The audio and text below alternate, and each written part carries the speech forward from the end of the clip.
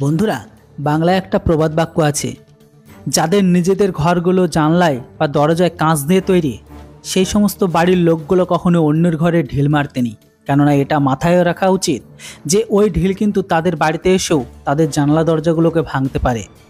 Same পরিস্থিতি বা এই জিনিসটা এখন ফিট বসে পাকিস্তানের ওপর। আপনারা জানেন, পাকিস্তান নিজেরাই আতঙ্কবাদী তৈরি করে। সেই পাকিস্তান অন্যের ঘরে আতঙ্কবাদী আছে বলে হামলা করা, এটা কতটা যুক্তিসাপেক্ষ সেটা আমি বুঝি না। তবে যেটাই হোক, এই সব কিছু যে পাকিস্তানকে এখন নিয়ে ডুবছে এটা বলাই বাহুল্য। আজ থেকে 2 দিন আগে আমি আপনাদের ভিডিও বানিয়ে বলেছিলাম যে অন্যকে যে গর্তে আপনি ফেলার জন্য গর্ত করেছেন সেই গর্তে কিন্তু আপনাকেও পড়তে হবে।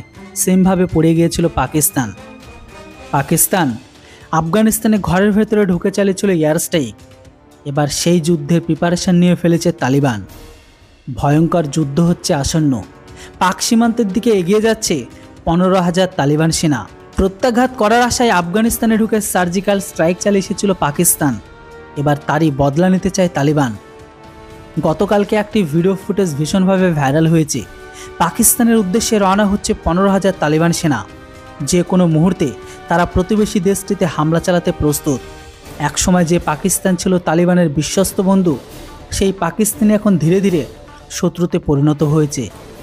আন্তর্জাতিক সম্পর্ক নিয়ে যারা চর্চা করে তারা জানে পাকিস্তানের দেওয়া খাবার, অর্থ, রসদ, আশ্রয়ে একসময় পুষ্ট হয়েছে তালিবান। এরাই আফগানিস্তানের দ্বিতীয়বার ক্ষমতায় আসার পর একটু একটু করে ইসলামাবাদের চোখে বালি হয়ে উঠেছে। অথচ পাকিস্তানের সাবেক প্রধানমন্ত্রী ইমরান খান কিন্তু আফগানিস্তানে তালিবানের ক্ষমতায় ফেরাকে আল্লাহর দোয়া বলে মন্তব্য করেছিল। আর আজ সেই আল্লাহর দোয়ায় তাদের ওপর ভারী পড়ছে। তাহলে তালিবান পাকিস্তান সম্পর্ক এতটা বিগড়ে যাওয়ার কারণ কি?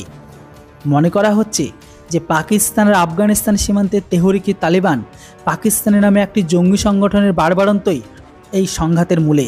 প্রতিদিন পাক সেনাবাহিনীর সংঘর্ষ চলছে তেহরিক তালিবান পাকিস্তানের জঙ্গিদের সাথে।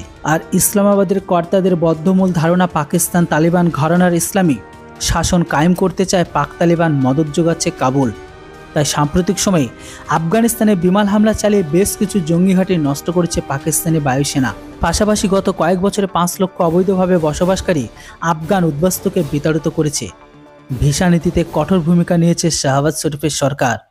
তবে এই হামলাকে মেনে নেয়নি তালিবান প্রশাসন। কাবুলে পাক দূতকে ডেকে ঘটনার তীব্র নিন্দা করেছে তারা। তবে এও জানা গেছে 15,000 তালিবান যোদ্ধা কাবুল, কান্দাহার ও হেরাত থেকে পাক সীমান্তের দিকে এগিয়ে যাচ্ছে, যার মোকাবেলা করা এখন পাক সরকারের কাছে অন্যতম চ্যালেঞ্জ।